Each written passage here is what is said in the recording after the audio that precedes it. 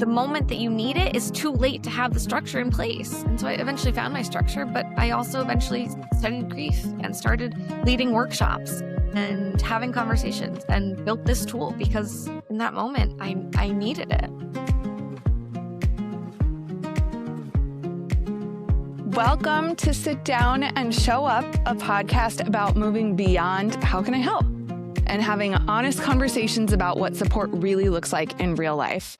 I'm Krissy, co-founder of Rally, and today I'm sitting down with Sarah Gwilliam, founder of Solace, a modern grief support platform helping people navigate loss with private, accessible tools for reflection, conversation, and meaning making. Through thousands of grief conversations, she has become a thoughtful voice on how we live with loss in everyday life. Sarah has had such an interesting path into this work, from a life as a military brat to serving in the U.S. Foreign Service, and then working for more than 15 years across communications, culture, and social impact before founding Solace and hosting grief workshops. And I really wanted Sarah to be the very first guest because grief is one of those places where people often want to show up and they just don't always know how. So today we're talking about what support looks like when someone is hurting, what people often must understand about grief, and how we can become steadier, more thoughtful people for the people that we love. But first, coffee. So Sarah, what are you drinking this morning as we come together to have a great conversation? And what mug are you drinking it out of? Good morning, Krissy. And I am drinking a homemade cappuccino. I'm in Santa Monica, so sometimes cappuccinos are very expensive, and I make mine at home. But I'm drinking it out of a mug that I once bought for my mom like 20 years ago. And I later inherited it from her when she passed. But it's a mug I can't let go of, and I love it very much. I love it. I love an anthro mug, and I love that it was your mom's and that you had given it to her. That's so special. That's very fitting. You and I, cheers. I'm drinking out of a mug that I just got from my dad, actually. This is a mug from Death Valley, and my family used to go there all the time as kids, so it's very special. Okay, let's get into it. How did you get into this type of work? What a career path and arc you've had. Tell us about how you got here. I came into grief work for better or for worse, or unfortunately or fortunately, the way I think a lot of people end up in this space, and maybe you would even agree, Krissy, but I came here because I was in grief. I experienced grief. In many different ways, in many different forms, in many different times in my life. And at some point, with a broad variety of different experiences under my belt, I said maybe I could do something that would have supported part of my grieving process. So I think I came to the work because of grief and having kind of enough corporate strategy and impact mindedness, or the goal of making impact and finding the ability to reach people. I was able to kind of identify the fact that I didn't think people had enough grief support in the world, and figure out what I thought the right solution or what a right tool could be that would allow grief support to be accessible. So that's where Solace comes from.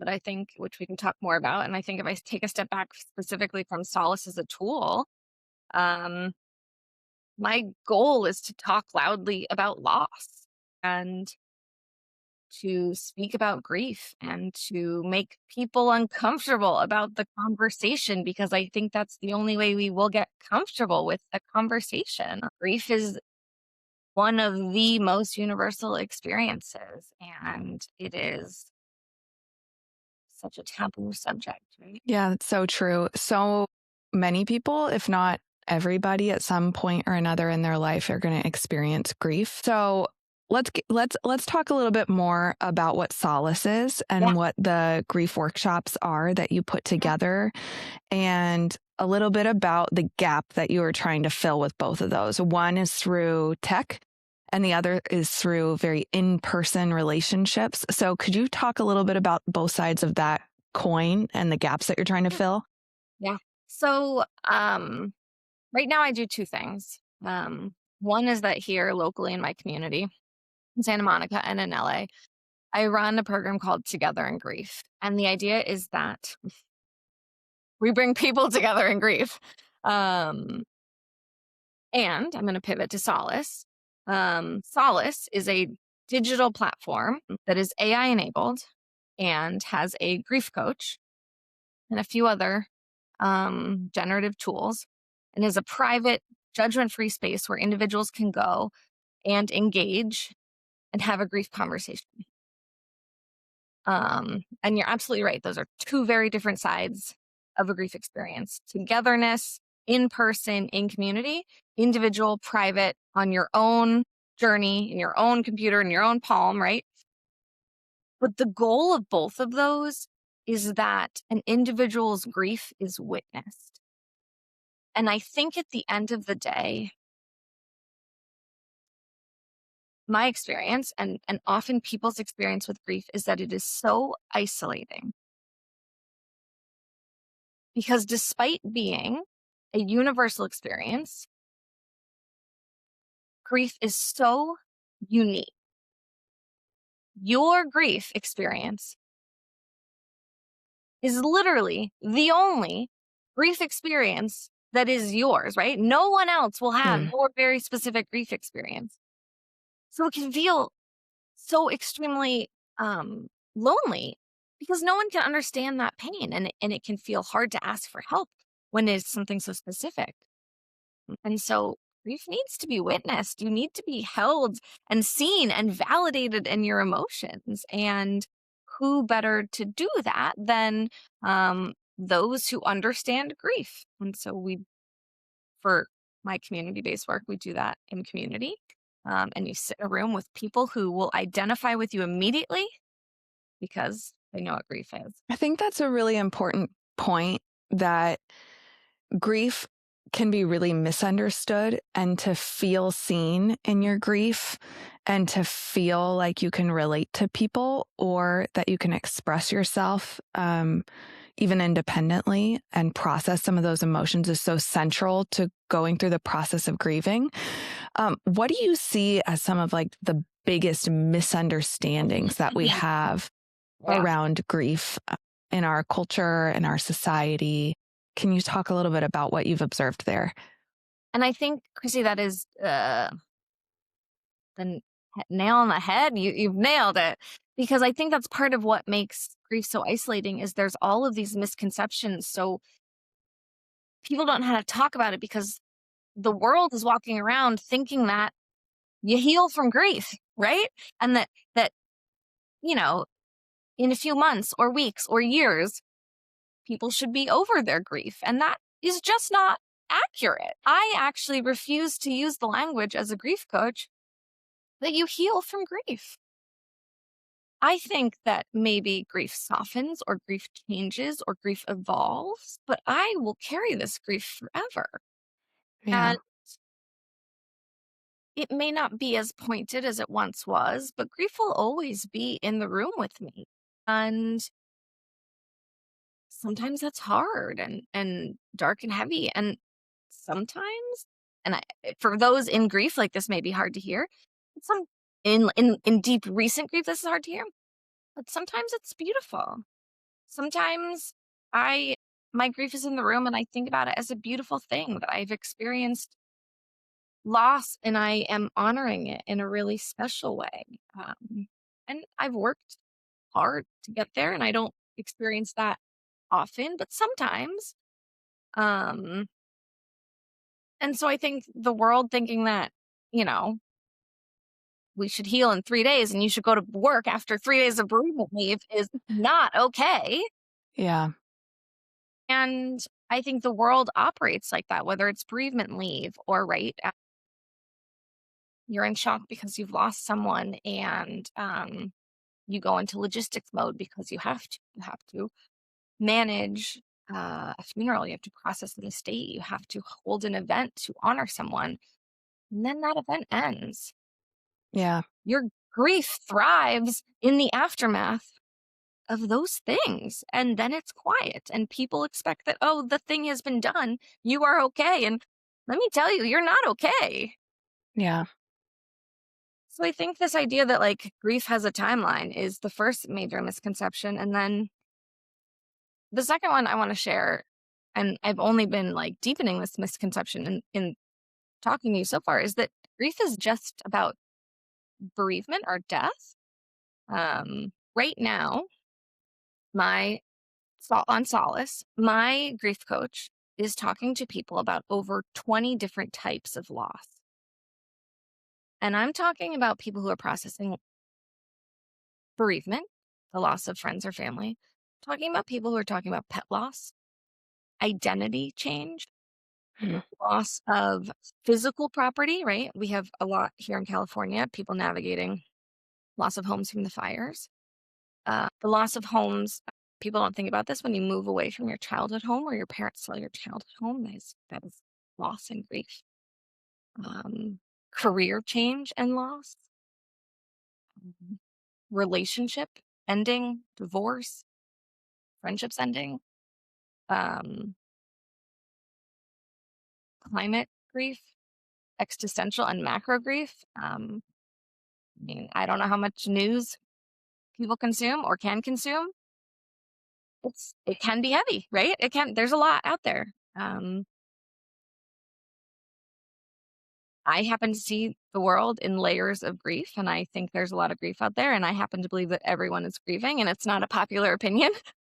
Um, but I think to me that is a major misconception of grief is that you are only grieving if you've lost someone, and mm, I think that's belittling of grief, and I think that's probably belittling of the emotions that you're carrying.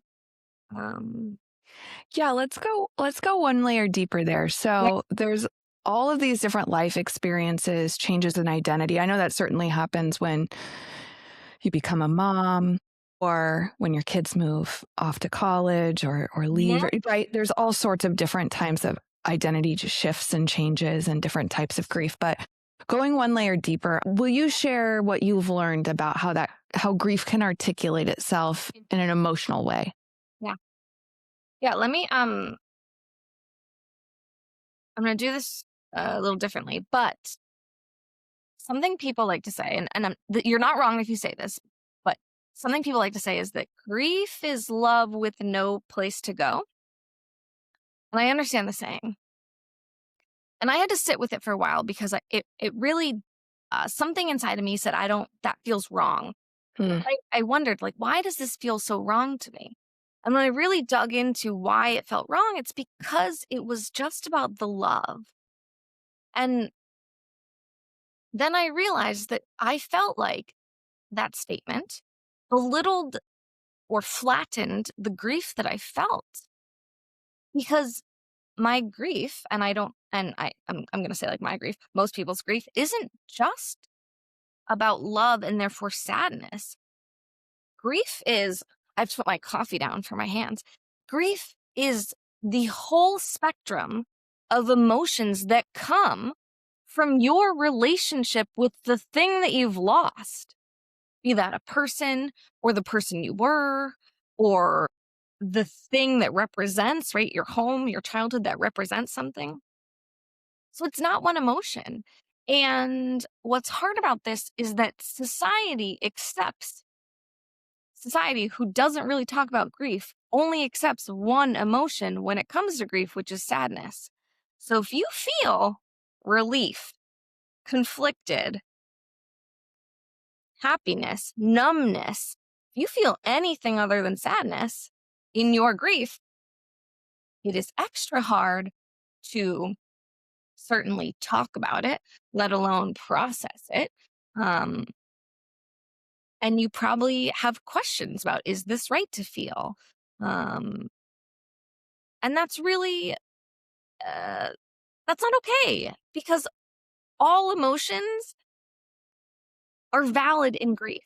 And frankly, my job as a grief coach is to make space for someone in grief to know that 100% of the emotions they feel in grief are valid.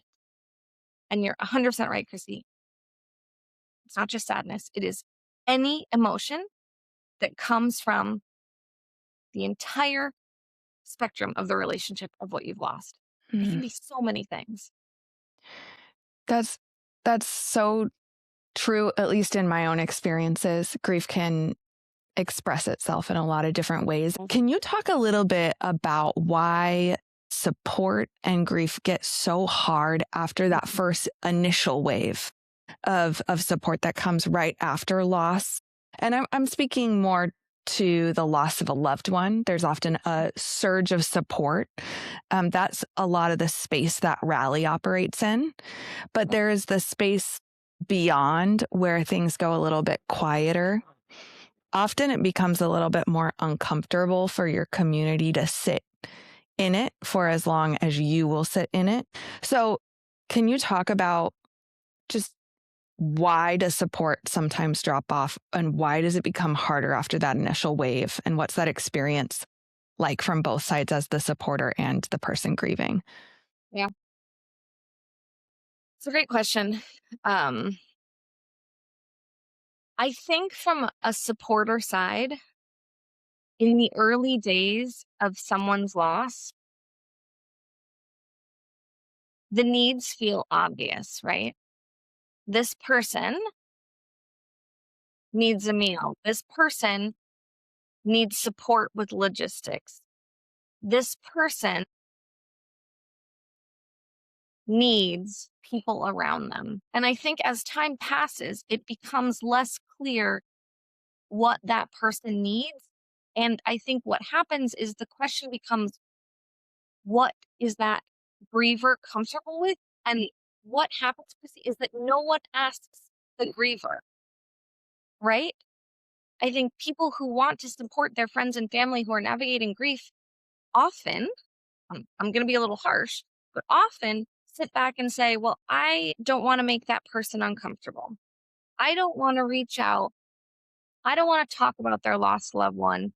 I don't want to presume they're still grieving. I don't want to bring up a hardship, right? Um,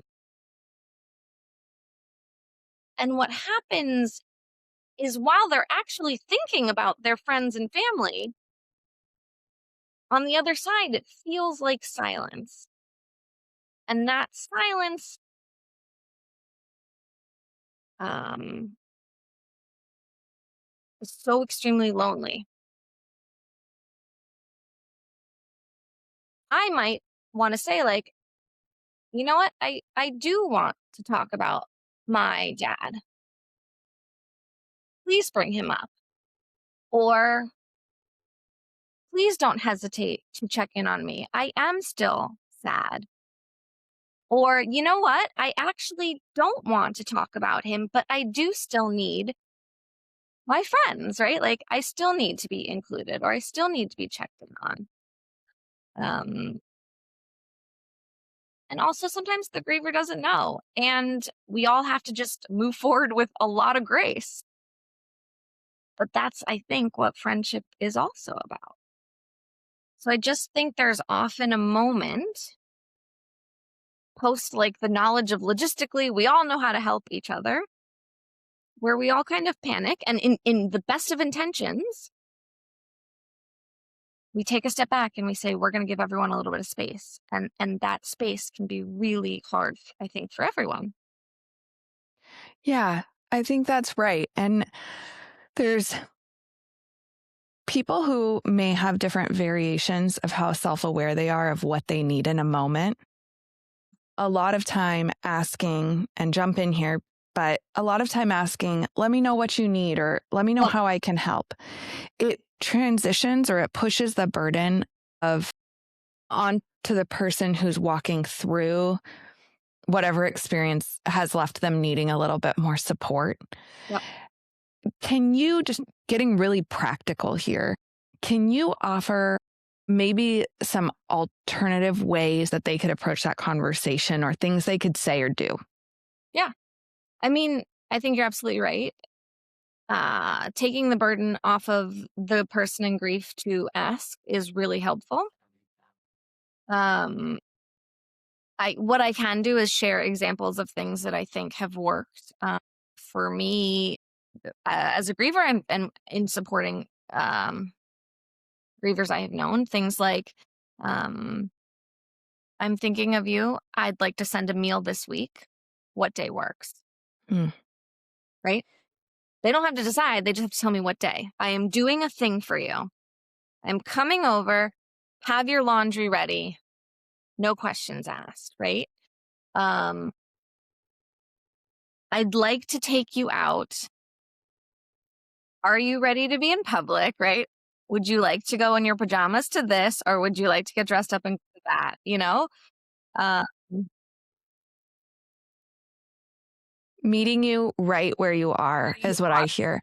Yeah. So, Sarah, do you have any examples from your own life that you remember someone really showing up for you in a really practical way and what that meant to you as you reflect back?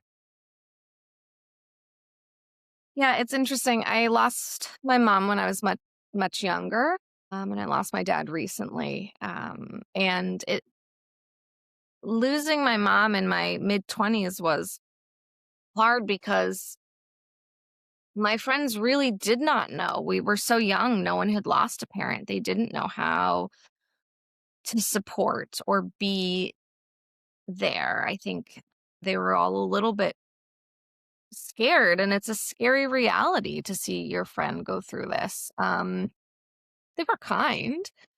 Um, I'll tell you, the people who really, across the board in all my loss, I really found solace in were those who had navigated loss like this before. So I would encourage anyone who has experienced similar loss to step in, kind of no matter the relationship, right? Like, I often find that maybe third or fourth degree friends or friends that I've had from a long time ago, when they lose a parent, I'll send them a message out of the blue and be like, I know we haven't spoken. I did this recently. We haven't, dear friend from elementary school, we haven't spoken in so long, but I have deep memories growing up at your house, right? I saw that you lost your mom. I have, I remember Girl Scouts with her. I want you to know that I'm thinking about you. And I went through this, right? Um, Yeah, I Put it on the hear table. you're normalizing it for the person. You're saying, hey, I've walked through this too. It might not look the same as you, but I'm here with you in it. Yeah. I think you said something really important there too, and that's naming the person that's been lost. I think sometimes over Yes. time, Yes. not saying their name can make Yes. them feel like they're fading, but they're not fading in your memories or in your grieving experience. And so, yeah, how has that been for you as someone who has lost both parents, navigating naming them and talking about them and keeping their memory alive and honoring them in that way? And how does that look in your relationships and in your family now? I'm so glad you brought that up. Before fully moving to that question, I want to share that the other day I got a text from a childhood friend and it just said, I've been thinking a lot about your dad and his humor today, out of the blue.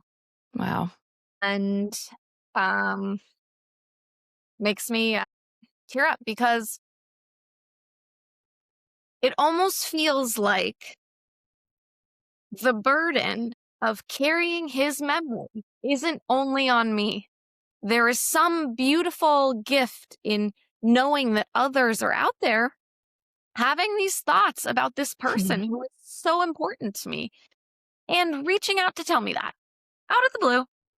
That's What a gift. beautiful. What a gift. I also believe that grief changes you biologically. Like, I think there are chemical changes that happen similar to trauma that change who you are. I think there's a lot of, um, there are some studies about the neuroscience of loss and how your brain processes loss, the impacts on your nervous system, right? Like, all of these things change how you operate in the world. And to have a community to navigate that with can help make it a beautiful thing. I mean, it's part of why Solace isn't just a grief coach. I have tools on there to help you, um, honor your loss. And that's about memorializing or paying tribute to the thing that you've lost, because that can help find the beauty in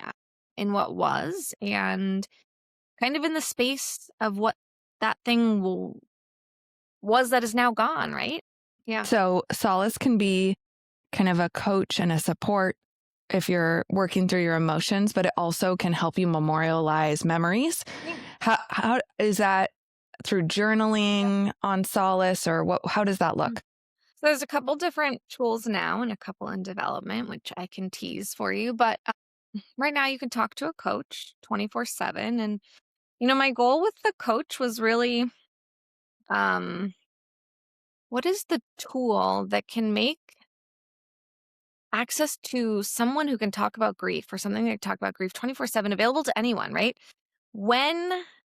And we talked about at the beginning, when the events end, when the outreach and the casseroles and the cards kind of slowly stop showing up, and the grief really starts to like thrive or set in, um, those are often the hardest moments to find grief support. And grief support is, in today's society, structured, right? It is therapy, it is support groups, um, it is grief circles, right? It is structured, time bound, schedule, and it requires either resources or the ability to find and join. And they're great. You should find them and you should join them. And I am part of many of them. But grief doesn't operate only in the moments when you're in therapy and only in the moments when you're in support group. And so my hope with Solace was, what do I do when I really need to process something or talk about something or just have my feeling witnessed when I'm in the grocery store? Because, like, let me tell you, the grocery store is a hotbed for grief, right?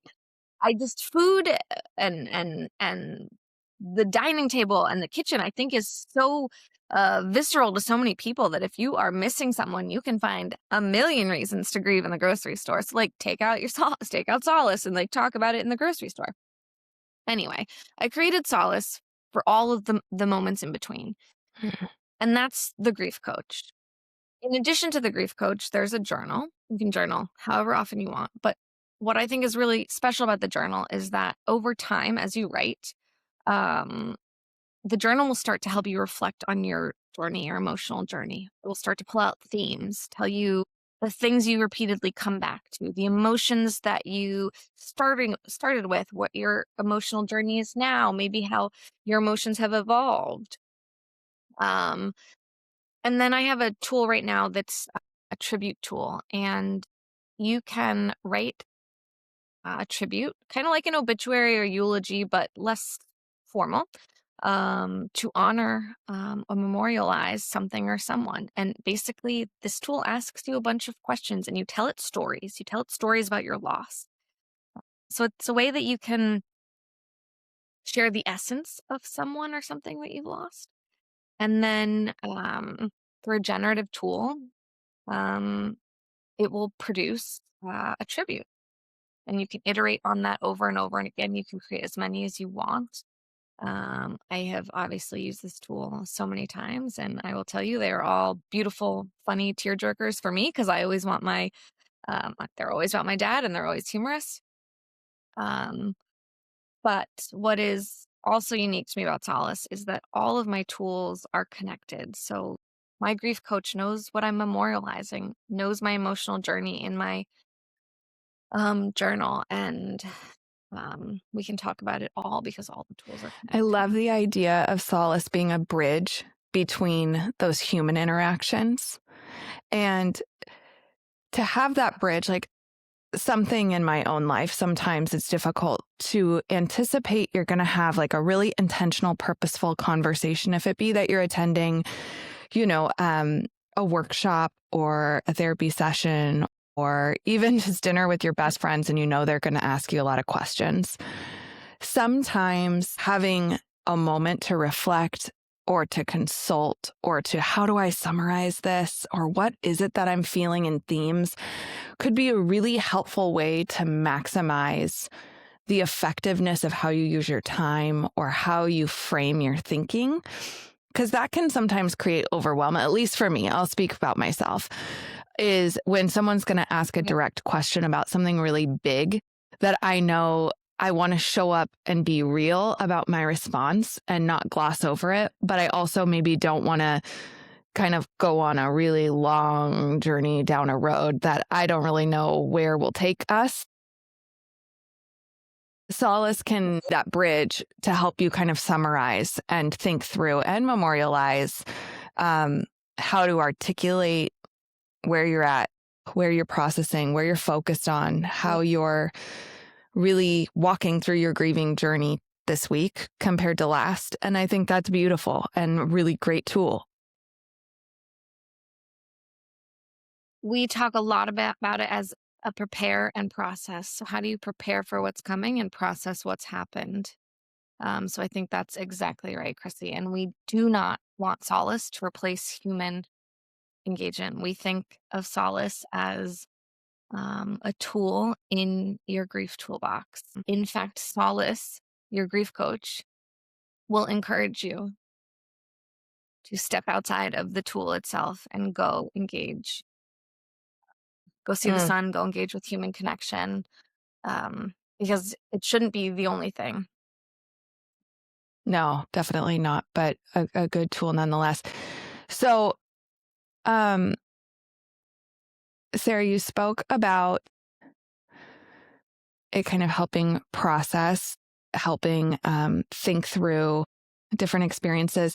How did you phrase it just a moment ago? You said process what's happened and prepare for what's next. Prepare and process, yeah. Prepare and process. So having spoken to you a little bit prior to this conversation and building our friendship, I've learned a little bit about some of the things that led you to really needing to prepare and process. And can you speak a little bit to the exact moment that Solace came out of in your own journey and how you experienced layers on top of layers that became quite impossible to process without more tools and resources? Of course. It was pretty recently, but also built on layers of probably internalized grief, which we probably all have in some way. I mentioned my mom. I lost my mom 13 years ago to ALS, which is its own tough journey, and I was one of her primary caregivers while in grad school. So that's a whole kit and caboodle. But like a Yeah. layer of grief that I think once you have a layer of grief, there's a little bit of there's always like a little bit of a raw scab. That's like a gross analogy, but you're always a little bit scared of the next grief. It Right? can compound. Yeah. Yeah. So fast forward 13 years, and this was I don't know, a year and a half ago now. I had my son, so I was a new mom, almost a year. I think new motherhood and grief, honestly, the more I study both, the more I find them to be so similar. And not in a negative way. I'm not saying that in a negative way, but there's so many emotions you're processing, so many changes you're processing. I think there's a lot of chemistry in the body that is very similar. Anyway, I was a new mom. My son was about to turn 1. And the day before his first birthday, my dad passed away unexpectedly. I think all death is surprising and shocking in its own way. And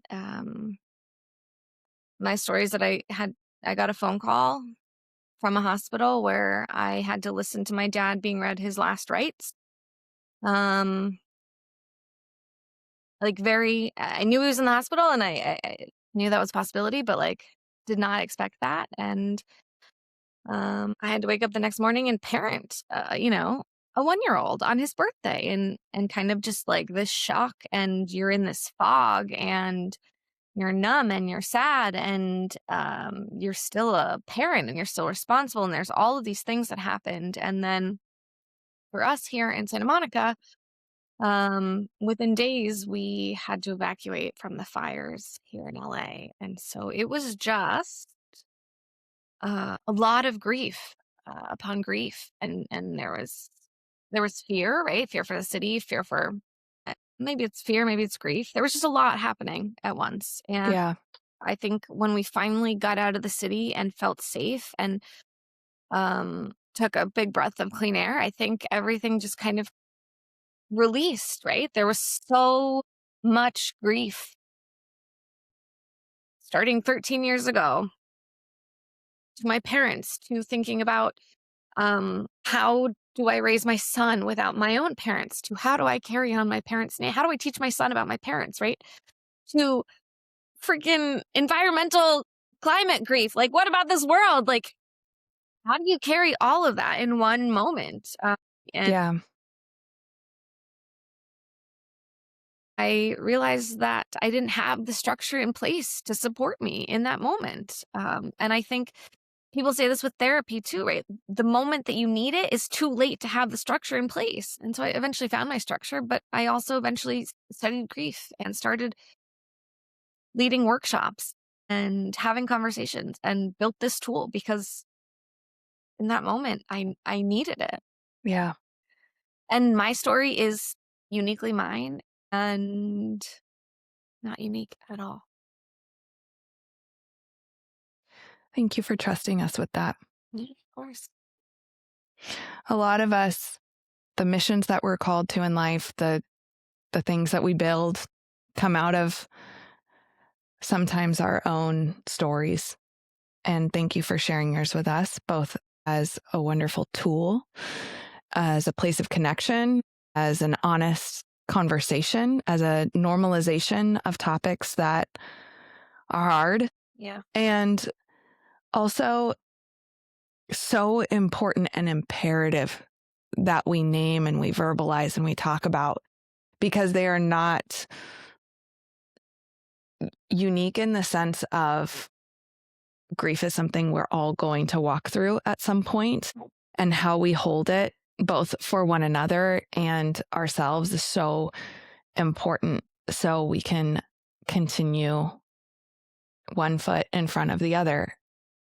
What is a final encouragement you give to everybody listening, and where can they find you and your resources? I think my final encouragements or words would just be that